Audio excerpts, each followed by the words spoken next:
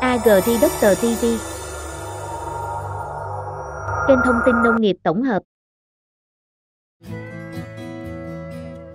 Hôm nay, bạn hãy cùng bác sĩ nông nghiệp tìm hiểu về cây quế bao nhiêu năm thu hoạch được qua video sau đây nhé.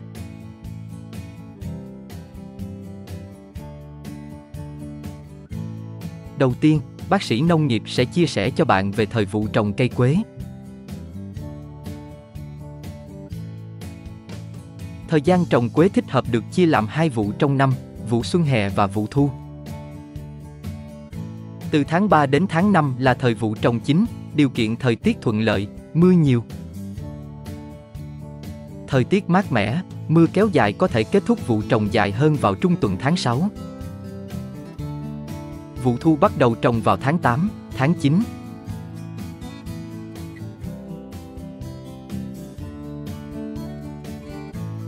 Tiếp theo, ta cùng tìm hiểu về đất trồng cây quế nhé.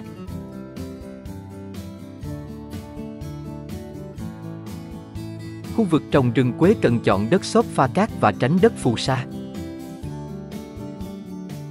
Để đạt hiệu quả tốt, vị trí trồng cần được chọn trên địa hình dốc thoai thoải hướng về phía mặt trời, đảm bảo ánh sáng đủ. Trước khi trồng, cần tiến hành cuốc xới bề mặt đất và loại bỏ cỏ dại.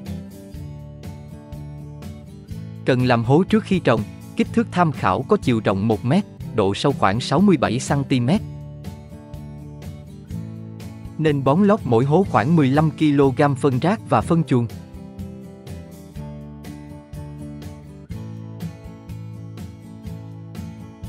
Tiếp đến, bác sĩ nông nghiệp sẽ chia sẻ cho bạn cách chọn giống trồng quế. Cây quế có thể được trồng bằng cách gieo hạt hoặc chiết cành. Tuy nhiên, kinh nghiệm cho thấy cây chiết cành cho ra vỏ mỏng và hàm lượng tinh dầu thấp, do đó phương pháp nhân giống từ hạt vẫn được ưa chuộng. Để thu hái hạt giống, nên chọn cây giống có tuổi từ 15 năm trở lên, sinh trưởng tốt, không bị bóc vỏ hoặc chặt cành lá, và không bị sâu bệnh.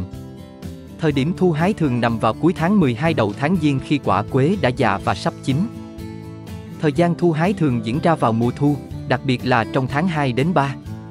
Sau khi thu hái, hạt quế cần được rửa sạch lớp vỏ thịt bên ngoài và để hạt khô ráo. Để đạt kết quả tốt nhất, hạt nên được gieo ngay sau khi được xử lý. Trong trường hợp cần lưu trữ hạt giống, hạt cần được phơi khô nhưng tránh ánh nắng mạnh, sau đó trộn hạt với cát hơi ẩm theo tỷ lệ 1 hạt trên 2 cát. Hạt chỉ nên được lưu trữ trong khoảng 1 tháng. Trong quá trình bảo quản, hạt cần được đảo hạt 2 ngày một lần.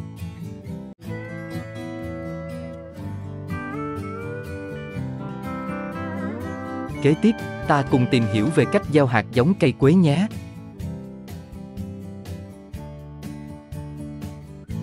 Trong kỹ thuật trồng cây quế, quan trọng nhất là bước gieo hạt giống.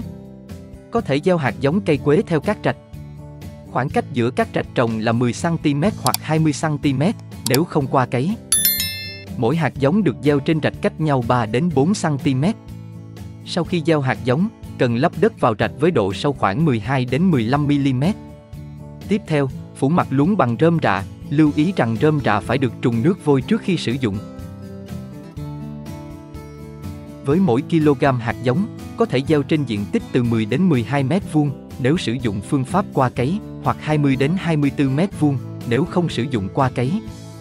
Khoảng thời gian sau trồng 1 đến 1,5 năm tuổi, cây còn phát triển tốt đạt chiều cao khoảng 50 đến 70 cm thì có thể đem trồng, chú ý cây phải chưa ra đọt non.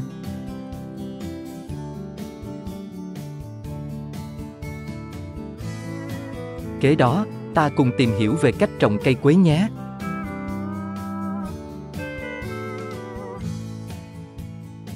Cần chọn những ngày có thời tiết mát mẻ, có mưa nhỏ hoặc ánh nắng nhẹ.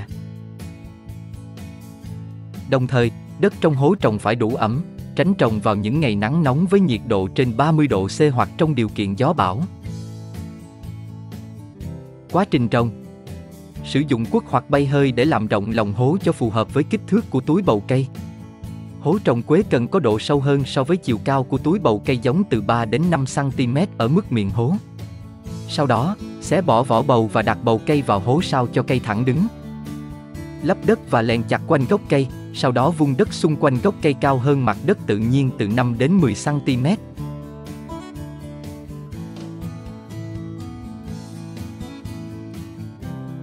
Cuối cùng, ta cùng tìm hiểu về thời gian thu hoạch cây quế nhé. Cây quế nhân giống bằng phương pháp vô tính sau 6 đến 7 năm cho thu hoạch, nhưng trồng bằng hạt phải sau 20 năm. Trong quá trình nuôi dưỡng, cần tỉa thưa 2 lần. Đối với cây trồng từ hạt, tỉa thưa lần thứ nhất vào tuổi 8 đến 10, lần thứ hai vào tuổi 15. Để bóc vỏ quế, hãy sử dụng một con dao chuyên dụng. Đầu tiên, hãy cắt một vòng vỏ ngang quanh thân cây, cách mặt đất khoảng 67 cm. Sau đó, hãy cắt thêm một vòng vỏ khác bên trên, cách vòng dưới khoảng 40 cm. Tiếp theo, hãy cắt một đường thẳng từ trên xuống dưới, giữa hai vòng vỏ, rồi tách vỏ từ phía trái sang phải. Tiếp tục cách một đoạn 40 cm, bạn lại cắt như cách cắt vòng vỏ dưới, và tiếp tục như vậy cho đến khi hoàn thành quá trình bóc vỏ. Agri Doctor TV xin cảm ơn các bạn đã theo dõi video này. Chúng tôi mong tiếp tục nhận được sự đón nhận của các bạn trong những video tiếp theo.